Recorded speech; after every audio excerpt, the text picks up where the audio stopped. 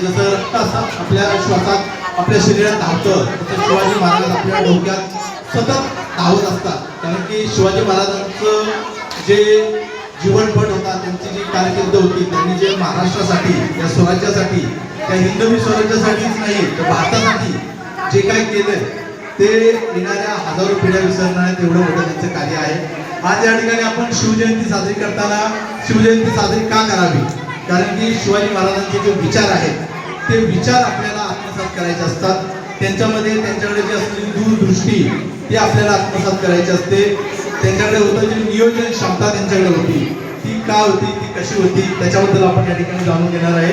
मी जयंत जगताप, मी पेशाने electronic engineer आहे.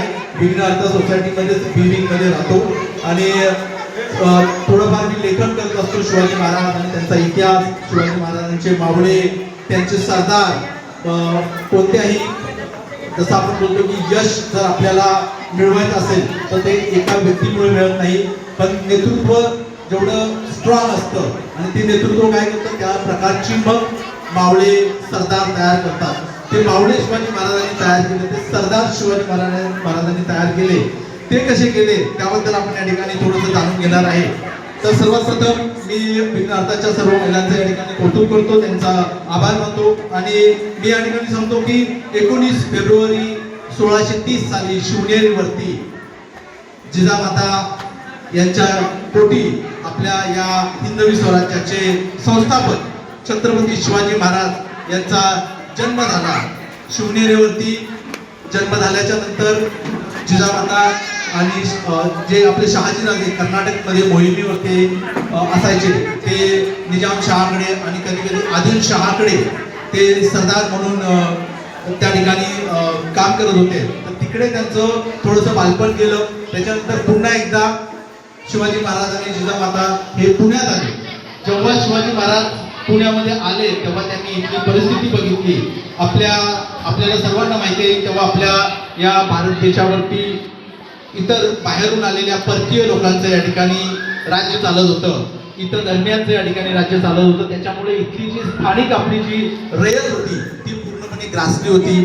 आपल्या रयतेला इथे जे शेतीमध्ये माल पिकवला जायचा तो शेतीतलं अन्नधान्य या राजकीय ज्या सत्ता होत्या त्यांना द्यावं लागायचं. आपले सण आपल्याला साजरे करता येत नव्हते. आपल्या घरातील माया लेकी या ठिकाणी सुरक्षित नव्हत्या. हे सगळं वातावरण इतकं गंभीर झालं होतं की या ठिकाणी आपल्या सामान्य जनतेला इथला जो स्थानिक जो हिंदू समाज होता, 10-12 पगड जातीचा जो हिंदू समाज होता, त्यांना कोणाच या ठिकाणी व्यवस्थित जीवन जगता येत नव्हतं. मग याच्यावरती शिवाजी महाराजांनी स्थापना केली स्वराज्याची. त्यांनी बोलले, शिवाजी महाराजांनी शपथ घेतली रायरेश्वरावरती जाऊन. अवघ्या वयाच्या 16व्या वर्षी शिवाजी महाराज रायरेश्वरावरती गेले. तिथे त्यांनी आपल्या रायरेश्वराच्या चरणी नतमस्तक होऊन त्यांनी शपथ घेतली की मी या भारत देशामध्ये रयतेचं राज्य आहे, आपलं स्वराज्य स्थापन करेल. असं राज्य स्थापन करेल की ज्याच्यामध्ये शेतकरी जो आहे, जो त्याच्या शेतकऱ्याच्या धान्याला त्याच्या परवानगीशिवाय त्याच्या देठाला कोणी हात लावू शकणार नाही. या ठिकाणी जे अन्याय होतात, श्रीमंत सरदार किंवा काही ज्यांच्याकडं त्या काळामध्ये आपण बोलतो की जमीनदारी होती किंवा वतन होती, तेव्हाच्या काळामध्ये आपल्या भारतामध्ये अशी पद्धत होती की वतनदारी चालायची. त्याच्यामुळे तो एकेका भागामध्ये वतनदार असायचे आणि ते वतनदार जसं सांगतील तसंच लोकांना त्या ठिकाणी वागवलं जायचं. त्यांनी अपार कष्ट केले, मेहनत केली तर त्यांच्या पोटी त्यांच्या घरामध्ये जे शेतात पिकवलं जायचं ते त्यांच्या घरात यायचं नाही, तर ते जायचं या वतनदारांच्या पोटामध्ये किंवा त्यांच्या पोट्यामध्ये आणि ते देतील त्याच्यावरती यांना जगावं लागायचं. शिवाजी महाराजांनी सगळ्यात पहिल्यांदा काय केलं, त्यांनी जाणलं की इथं आपल्याला जनतेचं राज्य आणायचं, या रयतेला आपल्याला सुखी समाधानी करायचे, आनंदी करायचे, यांचं स्वतःचं राज्य आणायचं आहे. त्यासाठी मग पहिल्यांदा त्यांनी इथली वतनदारी संपवली. त्यासाठी सगळ्यात पहिल्यांदा त्यांनी काय गोष्ट केली असेल तर आपला मित्र परिवार तो त्यांनी जमवला आणि त्यांचे बालपणीचे जे आपण मित्र बनतो, तानाजी मालुसरे हे नाव आपण ऐकतोच. तानाजी मालुसरे, येसाजी कंक, नेतोजी पालकर, बाजी प्रभू पासलकर यांसारखे सेनानी त्यांच्यासोबत होते. ते त्यांना साथ देत होते. शिवाजी महाराजांनी त्यांच्यामध्ये विचार रुजवला की आपल्याला हे सर्व का करायचंय. मग या सगळ्यांनी त्यांना साथ दिली आणि शिवाजी महाराजांनी स्वराज्याची स्थापना केली. स्वराज्याची स्थापना झाली रायरेश्वराच्या वरती. पण जसं आपण बोलतो ना की जेव्हा एखाद्या सत्तेच्या विरुद्ध आपण पाय उचलतो तेव्हा आपल्याला हाणून पाडण्यासाठी अनेक शत्रू आपल्यावरती चाल करून येतात. आणि त्याच्यातूनच शिवाजी महाराजांवरती आदिलशहाने त्याचा सगळ्यात मोठा सरदार अफजल खान त्यावेळी दक्षिणेतून पाठवून दिला विजापूरवरून. त्यावेळी मग आदिलशहा भली मोठी फौज घेऊन दक्षिणेतून आपल्या या शिवाजी महाराजांच्या छोट्याशा जस्ट सुरुवात केलेल्या स्वराज्यावरती चाल करून येत होता. येताना त्याने वाटेमध्ये भरपूर मंदिरं वगैरे तोडली. जे मध्ये काही शेती वगैरे असेल तिचं तो नुकसान करत होता, लोकांना मारत होता. आणि याच्या खबरा रोज शिवाजी महाराजांच्या कानावरती येत होत्या. पण आपलं स्वराज्य त्यावेळेस या पुणे, परत मावळ भाग, भोर भाग, सातारा, सांगलीकडे अजून पसरलं नव्हतं, पण सातारा, जावळी परिसर, पुण्याचा हा परिसर या भागामध्ये आपलं स्वराज्य पसरलेलं होतं. आणि अफजल खानाला जाऊन तिथं त्याच्या त्या खुल्या फौजेला आपण सामना करू शकत नाही शिवाजी महाराजांनी ओळखलेलं. म्हणून शिवाजी महाराजांनी त्यावेळेस संयम दाखवला, वाट बघितली, त्याला येऊ द्या पुढे पुढे. आणि याच्यातून आपल्याला शिकायला भेटतं की योग्य वेळेची आपण वाट बघायची असते.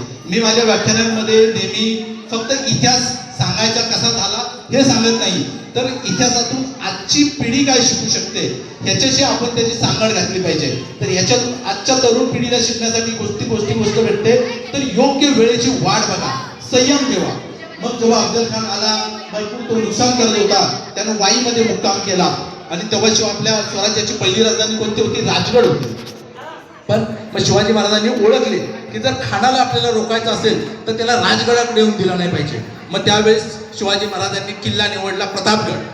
शिवाजी महाराज महाबळेश्वर, जावळी, सातारा जिल्ह्याच्या तिथे जो प्रतापगड जो किल्ला आहे महाबळेश्वरच्या घनदाट जंगलामध्ये जावळीच्या, त्या किल्ल्यावरती शिवाजी महाराज गेले. तिथे आपली फौज त्यांनी जमवली. फौज म्हणजे तेव्हा काय एवढी मोठी फौज नव्हती आपल्या स्वराज्यामध्ये, पण जे काय 20,000, 25,000, 50,000 आपले जे मावळे होते ते त्यांनी त्या जावळीच्या खोऱ्यामध्ये तिथे सर्वांना जमायला सांगितलं. त्याच्यानंतर खान आला आणि खानानं वाईमध्ये बस्तान बसवलं. वाईमध्ये त्यानं काही दिवस तो तिथं राहिला आणि तिथून पुढे त्यांना जावळीमध्ये तो शिवाजी महाराजांना आव्हान देत होता की तुम्ही मला भेटायला या आणि मी तुम्हाला मग माझा दास म्हणून ठेवेन, मी तुम्हाला हे देईन, सरदारकी देईन, असं तो हे दाखवत होता, लालच दाखवत होता.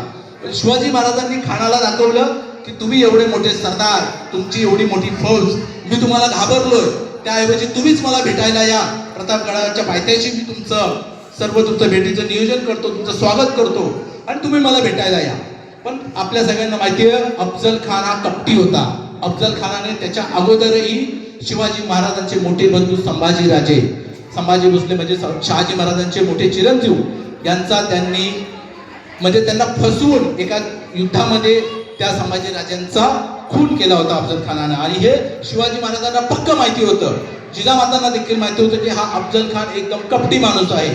हा आपल्या तावडीत सापडलेल्या आपल्या शत्रूला, तो आपल्या मित्रांना सोडत नव्हता तर त्या आपल्या शत्रूला कसा सोडेल हे जाणून होते शिवाजी महाराज आणि जिजामाता सुद्धा.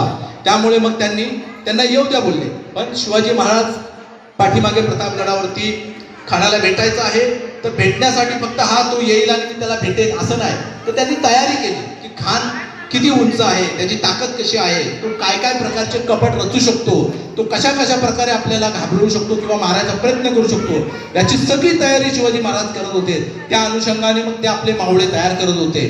तुम्ही सगळ्यांनी ऐकलंच असेल, होता जिवा म्हणून वाचला शिवा, जिवा महाल, ते आपले जे मावळे होते त्यांसारखे मावळे शिवाजी महाराज आपल्यासोबत जमवत होते.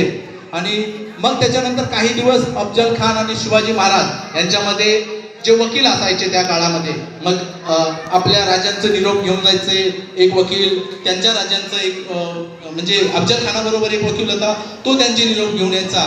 मग त्याच्यातून त्यांचं जे विचार विनिमय व्हायचा की कसं करायचं, कुठं भेटायचं, याबद्दल सगळं पत्रव्यवहार झाल्याच्या नंतर, वकिली झाल्याच्या नंतर शेवटी ठरलं की अफजल खान प्रतापगडच्या पायथ्याशी भेटायला येणार.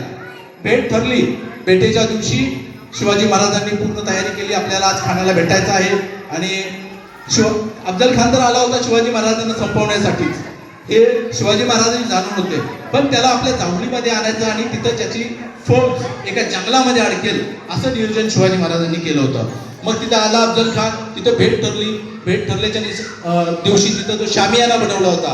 शामियान्यामध्ये शिवाजी महाराज पोचले आणि त्या ठिकाणी बघितल्यानंतर खानाने शिवाजी महाराजांना बोलवले की आओ शिवा आओ गले मिलते हे मिलो मुझे. आणि शिवाजी महाराजांची उंची अफजल खानापेक्षा कमी होती. अफजल खान जवळजवळ 6.5 फूट उंच होता. शिवाजी महाराज 5.5 फुटाचे होते. आपल्या इतिहासाच्या नोंदीनुसार 5.5 ते 6.25 फुटाच्या मध्ये शिवाजी महाराज होते. जसे शिवाजी महाराज अफजल खानाला भेटायला गेले, खानाने त्यांचं असं काखेमध्ये त्यांना पकडली त्यांची मान आणि त्यांच्यावरती कटाऱ्यानं वार करायला सुरुवात केली. पण या ठिकाणी घाबरून न जाता शिवाजी महाराजांनी काय केलं, त्यांना माहिती होतं की खान आपल्याला असं करणार. त्यांनी सावध होऊन लगेच आपली जी वाघ नख ती सोबत घेऊन आले होते, त्या वाघ नखांनी त्या खानाला तिथं टाराटारा फाडून टाकला. तिथं आपल्या शिवाजी महाराजांनी दाखवून दिलं सगळ्या ज्या पाचशाह्या होत्या त्यांना की हे स्वराज्य कोणत्या कुठल्या कमजोर व्यक्तीनं तयार केलेलं नाहीये. हा शेर शिवा आहे, हा वाघ आहे, ज्याने या स्वराज्याची या ठिकाणी निर्मिती केलेली आहे. त्या अफजल खानाला मारल्याच्या नंतर शिवाजी महाराजांनी त्यानंतर लगेच जल्लोष साजरा करत बसले नाही. आपल्या महाराजांची जी फौज होती, तानाजी मालुसरे, नतोजी पालकर, जेधे, पानगल हे सगळे जे सरदार होते, त्यांनी लगेच जी खानाची फौज होती त्याच्यावरती धुवाधार असा हल्ला केला. जेवढे जमतील तेवढे ते सैनिक जे होतं आदिलशाही फौजेचं ते मारून टाकलं आणि शिवाजी महाराजांनी कूच केलं डायरेक्ट. जे दक्षिणेकडे आदिलशहाचे किल्ले होते, मग पन्हाळा किल्ला असतो, त्याच्या खालचे किल्ले असतील, ते जिंकून घ्यायला सुरुवात केली. तर अशा प्रकारे शिवाजी महाराजांच्या या चरित्रातून आपल्याला समजतं की तुम्ही योग्य नियोजन करा, योग्य वेळेची वाट पहा, संधीची वाट पहा आणि तुमची तयारी सुद्धा चांगली करा. कारण की आपण बोलतो ना, उडाने सिर्फ पंखों से नहीं बढ़ती, उसके लिए पंखों में जान होनी चाहिए. तसं तुमच्या स्वप्नांना बळ असंच येत नाही. स्वप्न बघून आपण यशस्वी होत नाही, तर स्वप्न पूर्ण करण्यासाठी आपल्याला प्रयत्न करावे लागतात, मेहनत करावी लागतात.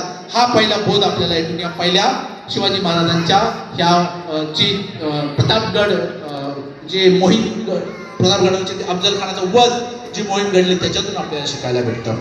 मग शिवाजी महाराजांनी हे केल्याच्या नंतर दक्षिणेकडचे काही किल्ले जिंकले, स्वराज्याला वाढवलं. भरपूर असं पुढच्या 20 दिवसामध्ये जवळजवळ अर्धा दक्षिणेकडचे जे आदिलशहाचा जो भाग होता तो त्यांनी जिंकून घेतला. ते थांबले नाहीत की चलो अरे आज जिंकलो, आता पुढचे 15 दिवस आपण मजा करू, एन्जॉय करू. तर ते तसं त्यांनी केलं नाही. योग्य संधी हीच भेटली, आपण एक घाव घातलाय, आता अजून त्या कमजोर झालेल्या आदिलशहावरती 10 घाव घालू आणि त्याला पूर्णपणे कमजोर करून टाकू. असं केल्याच्या नंतर शिवाजी महाराजांनी आपलं स्वराज्य वाढवायला सुरुवात केली. पण जसं आदिलशहा संपला त्याच्यानंतर त्याची धास्ती कोणी घेतली, तर ती घेतली दिल्लीत बसलेला औरंगजेब. त्याला समजलं की अगोदर औरंगजेबाला काय वाटायचं की शिवाजी महाराज म्हणजे हे पहाडों में छुपने वाला एक छोटासा चुहा है. पण जेव्हा त्याने अफजल खानाला फाडला तेव्हा त्याला समजणार ये शिवाजी महाराज कोई छोटी मोटी हस्ती नहीं है, ये इस भारत भूमि पे जो उठी हुई एक वो चिंगारी है जो कभी भी ये दिल्ली के तख्त को पलट सकती है.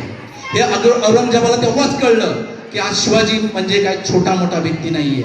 याला जर आपण वेळेत थांबवलं नाही तर उद्या आपलं या दिल्लीचं तख्त तो काबीज केल्याशिवाय राहणार नाही आणि पूर्ण भारत पुन्हा एकदा स्वराज्याचाच म्हणजे हिंदूंचा झाल्याशिवाय राहणार नाही. हे औरंगजेबाने ओळखलं. मग औरंगजेबाने काय केलं, औरंगजेबाने लगेच त्याचा मामा, त्याचा एक मोठा सरदार आणि तो नात्यामध्ये त्याचा मामा होता शाहिस्ते खान, त्याच्याकडे 50,000ची फौज, मोठे मोठे हत्ती, घोडे, उंट, जे काय हवं असेल ते असे 2-2.5 लाखाची फौजच निघायची. जर आपण विचार केला की आज आपण बघतो ना एखादा अजगर चालतंय ना, आपण त्याला बघतो जमिनीवरती, वरून झूम करून आपण बघितलं तर त्या काळामध्ये दिल्लीवरून अशी मोठीच्या मोठी 10-12 किलोमीटर मोठं अजगर यायचं. मुघलांचं अजगर बोलता येत त्यांना. ते भारतावर या आपल्या छोट्या स्वराज्यावरती चाल करून आला. शाहिस्ते खान आला, मध्ये येताना छोटी छोटी राज्य होती, छोटी छोटी आपल्या हिंदूंच्या ज्या छोट्या छोट्या त्यावेळेस शाह्या असायच्या किंवा छोटी छोटी संस्थानं असायची, ती संस्थानं त्यांनी संपवली. ती संपवून शाहिस्ते खान आला आणि तो कुठे थांबला, पुण्यामध्ये आला आणि लाल महालामध्ये थांबला. लाल महाल म्हणजे कोणती जागा, ही तीच जागा आहे जिथे शिवाजी महाराजांचं बालपण गेलं होतं. शिवाजी महाराज जेव्हा पुण्यामध्ये आले तेव्हा लाल महालामध्ये त्यांनी मुक्काम केला होता. शाहिस्ते खान आला, लाल महालामध्ये तो त्याने मुक्काम ठोकला आणि पूर्ण पुण्याच्या आजूबाजूला, आजचं जर पुणे तुम्ही बघितलं असेल तर त्याचं शहर झालेलं आहे. तेव्हा ते पुण्यातलं लाल महाल एक छोटंसं गाव होतं आणि तिथं म्हणजे पेठ होतं. तिथं त्यांनी त्याचं त्या 2-2.5 लाखाच्या फौजेचं त्यानं मोठा तसा तळ ठोकला आणि त्याच्या मधोमध शाहिस्ते खान तिथे थांबला आणि स्वराज्याचं मग तो नुकसान करू लागला. कधी शेतीचं नुकसान करायचा, कधी जनतेचं लूट करायचा, आपल्या आया बहिणींवरती त्यांचे सैनिक कधी हात टाकायचे. आणि याच्या बातम्या मग शिवाजी महाराजांकडे जाऊ लागल्या.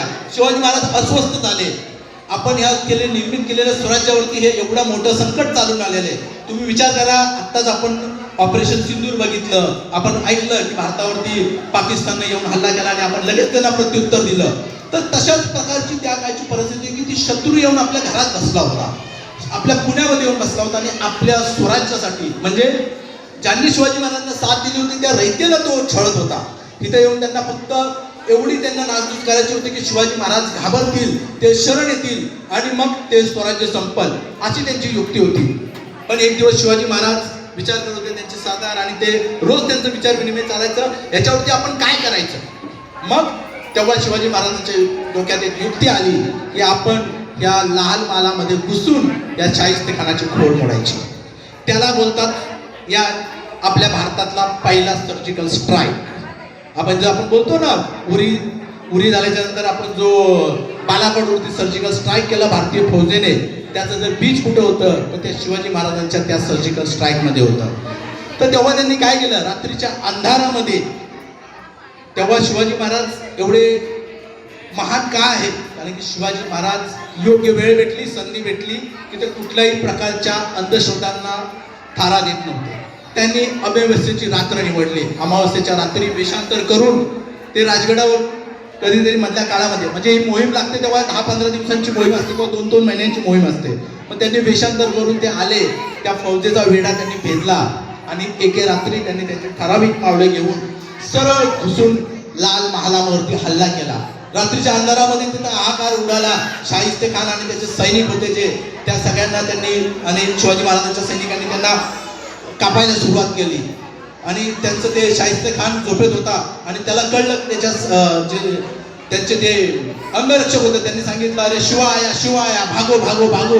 अगोदर तर त्या शाहिस्तेखानाला काही कळान झालंय की आजूबाजूला माझी 2 लाखाची फौज आहे आणि एवढ्या मधोमध मी बसलोय, तरी पण शिवाजी महाराज कुठून आले येते, त्याला काहीच कळलं नाही. अंधारामध्ये तो कसा तरी इकडे तिकडे पळू लागला.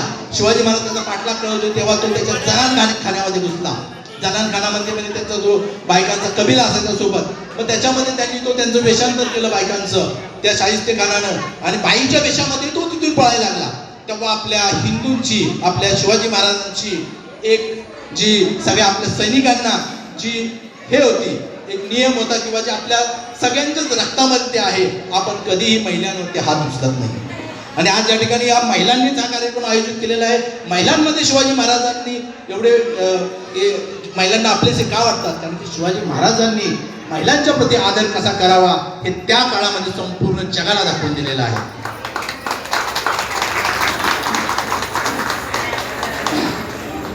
तिथे मग तो शाहिस्तेखान त्या महिलांच्या वेशामध्ये तिथून पळत होता, त्यामुळे तो तिथून वाचला. नंतर आपण बोलतो की अरे, पण तेव्हा तिकडनं शिवाजी महाराजांना हा माणूस आहे बाईच्या वेशामध्ये, आणि तो तिथून पळत असताना शिवाजी महाराजांचा तलवारीचा घाव त्याच्या बोटांवरती बसला आणि शाहिस्तेखानाची 3 बोटं तोडली शिवाजी महाराजांनी. त्यावेळेस आलं होतं जीवावर, पण त्या बोटावरती शाहिस्तेखान वाचला.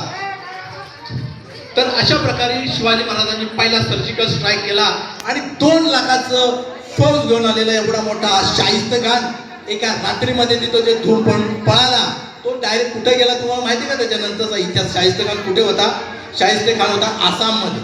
औरंगजेबाने त्याला मोहीम कुठली दिली, तू बाबा तिकडे आसामकडे जा, तुला इथे या महाराष्ट्राच्या तिकडे तू परत गेलास तर हे मराठी तुला पळून मारते, हे त्याला बरोबर कळलेलं होतं. मग शाहिस्तेखान तेव्हा तिकडे आसामकडे गेला आणि तो काय परत काही फिरकला नाही. पण शाहिस्तेखानाची एवढी मोठी फजिती केली, 2 लाखाच्या फौजेला असं एका क्षणामध्ये नासधूस करून टाकल्याच्या नंतर दिल्लीमध्ये औरंगजेबाच्या पायाखालची माती सरकली. त्याला कळलं नाही आता करायचं काय. शिवाजी महाराज जे तिथे एक 50,000ची लाख जी मावळे होती त्यांच्या फौजेने आपल्या 2-2 लाखाच्या फौजेला अशा प्रकारे पाणी पासून परत आपण तिथं जायचं धाडच करू शकत नाही. मग याच्यावरती काय उपाय करायचा. तेव्हा तुम्हाला माहिती आहे मुघलांचं जे शासन होतं ते त्याच्या अगोदर 200-300 वर्षापासून आपल्या देशात चालत होतं आणि भरपूर अशा लढाया झाल्या. उत्तरेमध्ये राजपुतांनी भरपूर असा संघर्ष केला. आज शिवाजी महाराजांची जयंती आहे, पण आजच्याच दिवशी आपण महाराणा प्रताप यांचं देखील आपण अभिवादन केलं पाहिजे. कारण की जसे महाराणा प्रताप होते, शिवाजी महाराजांच्या अगोदर ते होऊन गेले होते, उत्तर ते राजस्थानचे ते शेर होते ज्यांनी अकबराबरोबर खूप मोठी लढाई केली होती. त्याचप्रमाणे आपले शिवाजी महाराज या ठिकाणी स्वराज्याची स्थापना करत होते. तर तिकडे भरपूर लढाई झाल्याच्या नंतर कसं ना कसं ते राजस्थानची भूमी म्हणजे सपाट भूमी, त्यामुळे कसं ना कसं तरी आपली राज्य टिकवून ठेवली पाहिजेत. मग औरंगजेबाच्या मोगलांच्या फौजेमध्ये काही आपले राजपूत सरदार पण होते. त्याच्यामध्ये एक मोठा सरदार होता, तो म्हणजे मिर्झा राजे जयसिंग. तो खूप मोठा सरदार होता, तो खूप हुशार होता. आणि त्याला मग औरंगजेबाने सांगितलं की तुला या स्वराज्यावरती चाल करून जायचं आहे आणि या शिवाजी महाराजांना पकडून आणायचं आहे. पण औरंगजेब हिंदूंवरती बिलकुल विश्वास ठेवायचा नाही. म्हणून त्याने काय केलं, त्याने त्या दिलेर खानासोबत त्याने मिर्झा राजा जयसिंग सोबत दिलेर खानाला दिलं. दिलेर खान एक त्याचा सरदार होता, त्याला सांगितलं की तुम्ही या मिर्झा राजा जयसिंग बरोबर जायचं. कारण की औरंगजेबाला ही भीती होती, अरे मिर्झा राजा जयसिंग तो इतना बड़ा सरदार है, हा जर इथून गेला इधर से गया आणि महाराष्ट्र में जाके शिवाजी महाराज ने उसको अगर दिखाया कि हमने क्यों किया है ये स्वराज्य का निर्मिती, आणि जर मिर्झा राजा जयसिंग जर पलटला तर तो आपली काही खैर नाही, औरंगजेब उरकून होता. म्हणून त्याने त्यावेळेस त्याच्यासोबत तो शातीर होता, औरंगजेब शातीर होता तो कोणावरती विश्वास ठेवायचा नाही, अतिशय अविश्वासू असा माणूस होता तो. मग त्याने दिलेर खानाला सोबत दिलं आणि मग मिर्झा राजा जयसिंग शाहिस्त खानापेक्षा मोठी फौज घेऊन इथे आले. पण मिर्झा राजा जयसिंग हा हुशार होता. त्यांनी आल्याच्या नंतर काय केलं की त्यांची सेना विखुरली सगळीकडे अशी, म्हणजे काही सेना आपल्या महाराष्ट्राच्या पुण्याच्या दक्षिणेकडे, काही सेना पुण्याच्या उत्तरेकडे. तेव्हा आता जो आपण पुण्यातला सिंहगड बोलतो त्यावेळेस त्याला कोंढाणा बोलायचे. त्या किल्ल्याकडे त्यांनी कब्जे करायला सुरुवात केली.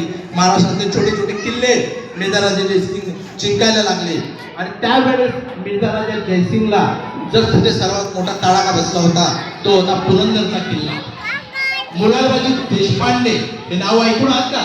तरुण पोरं मला याच्यावरची कमी दिसतात, कारण तरुण मुली म्हणत असतील तर महिला भरपूर आहेत. या महिलांचं शिक्षण तर आपल्या काळात मराठीमध्ये झालं असेल, पण आत्ताची मुलं इंग्लिशमध्ये शिकतायत.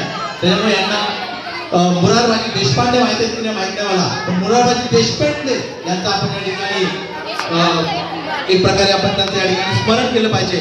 पुरंदरावरती दिलेर खान आणि मोरारबाजी देशपांडे यांच्यामध्ये मोठी लढाई झाली आणि तिथं फसवून दिलेर खानाने गोळी मारून त्यावेळेस मोरारबाजी देशपांडेंचा पराभव केला. आणि ही बातमी जेव्हा आपल्या शिवाजी महाराजांना समजली तेव्हा हळूहळू किल्ले पडत होते. मावळे लढायला घाबरत नव्हते, लढत होते, प्राणपणाने लढत होते. पण एकेका किल्ल्याला मिर्झा राजा जयसिंगला 20 दिवस महिना लागत होता. पण तो मिर्झा राजा जयसिंगही मागे हटत नव्हता, कारण की त्याच्याकडे फौज खूप मोठी होती. आणि शिवाजी महाराजांना इथंच जाणवलं की माझा प्रत्येक मावळा 100 मोगलांना मारून मरेल, पण हे 100 मोगल मारताय त्याच्यापेक्षा माझा एक मावळा मरतोय, तो सिंहासारखा मावळा आहे. तो मावळा मला मेलेला नाही पाहिजे, माझा मावळा या स्वराज्यासाठी जिवंत पाहिजे. मग तिथं शिवाजी महाराजांनी त्यांच्या जे स्वराज्य निर्मितीमधला जे निर्णय होता तो सगळ्यात मोठा निर्णय त्यांनी तिथे घेतला. योग्य वेळी घ्यायची माघार, त्याला आपण तह बोलतो. माघार घेणं म्हणजे हार नसते, पहिल्यांदा हे आपण डोक्यात घेतलं पाहिजे. योग्य वेळी माघार घेतली तर नंतर आपण पुन्हा एकदा खूप मोठी जंप मारू शकतो, खूप मोठी उडी मारू शकतो. हे आपल्याला मिर्झा राजा जयसिंगांच्या मोहिमेमधून कळते. आपले मावळे पडतायत, मोठे मोठे मोरारबाजी देशपांडे सारखे सरदार पडतायत, हे बघून मग शेवटी तहाची बोलणी सुरू केली शिवाजी महाराजांनी. आणि तहाची बोलणी सुरू झाल्याच्या नंतर मिर्झा राजा जयसिंगांनी भरपूर दिवस अगोदर तर ते तहाला तयार होत नव्हते, पण शिवाजी महाराजांनी त्यांना स्वराज्य आम्ही का तयार करतोय, याची निर्मिती आम्ही का करतोय, हे जेव्हा त्यांच्याकडे वकिलातर्फे समजले तेव्हा ते भेटायला तयार झाले. ते भेटले आणि तिथे शिवाजी महाराजांनी स्ट्रॅटेजिक विजय मिळवला. एवढी मोठी त्यांची सैनिक होती, एवढी मोठी फौज होती, तर तो बोलला असते की बाबा मला माघार घ्यायची नाही, तर ते आपले मावळे मरत राहिले असते. की शिवाजी महाराजांनी त्याला तिथे योग्य वेळी कन्वर्ट केलं त्याचं माइंड आणि मग तिथे तह झाला. आपल्या स्वराज्यामध्ये जे किल्ले जिंकले होते त्याच्यातून जवळजवळ 23 किल्ले त्यांना दिले आणि त्याच्यातून आपलं तह केला. आणि त्याच्यानंतर शेवटचा मी तुम्हाला सांगतो, आग्रा, तिथे आपला जो तह झाल्यानंतर मिर्झा राजा जयसिंग बोलले की तुम्हाला आग्र्याला यायचंय औरंगजेबाच्या भेटीला. मग औरंगजेबाच्या भेटीला गेल्याच्या नंतर तिथं औरंगजेबाने शिवाजी महाराजांना कैद करायचं त्या ठिकाणी जे नियोजन केलं होतं, प्लॅनिंग केलं होतं, मग त्यांनी त्यांना कैद केलं. मग तिथं शिवाजी महाराजांनी त्यांच्याकडे जे त्यांची बुद्धी चातुर्य एवढं मोठं होतं शिवाजी महाराजांचं की आपण आजच्या घडीला या जगामध्ये कोणी तसा माणूस होऊ शकत नाही, असं व्यक्तिमत्व होऊ शकत नाही. मग तिथं 3 महिने कैदेत राहिल्यानंतर त्यांनी भरपूर असं दान केलं. तिथले जे लोक होते, तिथले जे संस्थानिक होते, त्यांना हाताशी धरलं आणि मग तिथून दान धर्म करत करत एके दिवशी पेटार शिवाजी महाराज त्या ठिकाणी निघून आले आणि त्याच्यानंतर मग त्यांनी दक्षिण दिग्विजय मोहीम केली आणि त्यांनी पुन्हा एकदा आपलं स्वराज्य वाढवलं. तर याच्यातून आपल्याला त्या 3 घटनांमधून आपल्याला शिकायला काय भेटतं की तुम्ही योग्य वेळी योग्य निर्णय घ्या, योग्य वेळी माघार घ्या, पण त्याच्यानंतर पुन्हा जंप मारा. अवघड परिस्थितीमध्ये संयम ठेवा. आपलं जे नेटवर्क आहे, कनेक्शन आपण ज्यांना बोलतो या काळामध्ये, ते कनेक्शन आपले स्ट्रॉंग बनवा आणि त्याच्यातून तुम्ही नक्कीच आजच्या या जीवनामध्ये देखील तुमच्या करिअरमध्ये, तुमच्या अभ्यासामध्ये यशस्वी होऊ शकता. हे आपल्याला शिवचरित्रातून शिकायला भेटतं. यानंतर शेवटची एक कविता मी बनवलेली आहे, या शिवजयंती निमित्त ती मी सादर करतो आणि त्यानंतर मी थांबतो. त्याच्यानंतर आपल्याला शिवाजी महाराजांचा या ठिकाणी जयघोष करायचा आहे. कविता आहे, योद्धे हैं हम लढेंगे लढेंगे, योद्धे हैं हम लढेंगे लढेंगे, हर संकट का मुंह मोड़ेंगे मोड़ेंगे, चल रहे हैं जो लेकर महान विरासत. ही शिवाजी महाराजांची विरासत आहे जी आपल्याला घेऊन जायची आहे पुढे. चल रहे हैं जो लेकर महान विरासत, उसे ऐसे ही शाश्वत बनाकर रखेंगे रखेंगे. कई आए कई गए, मिट गए खुद हमें मिटाते मिटाते. हमें मतलब या हिंदू साम्राज्याला, हिंदू राष्ट्राला, भारत देशाला, आपल्या स्वराज्याला मिटवायला अनेक आक्रमण आपल्या भारतावर झाली, पण कई आए कई गए, मिट गए खुद हमें मिटाते मिटाते. हाँ कभी कभी हम हुए हैं घायल, डूबे हैं किसी गहराई में, पर मगर हर बार लिए गहरी सांस, फिर उभरे हैं सतह पर दुगनी ताकत से. हार जीत तो होती रहेगी, लेकिन योद्धे हैं हम लड़ेंगे लड़ेंगे, योद्धे हैं हम लड़ेंगे लड़ेंगे. धन्यवाद. छत्रपती शिवाजी महाराज के जय भवानी, जय शिवाजी. धन्यवाद.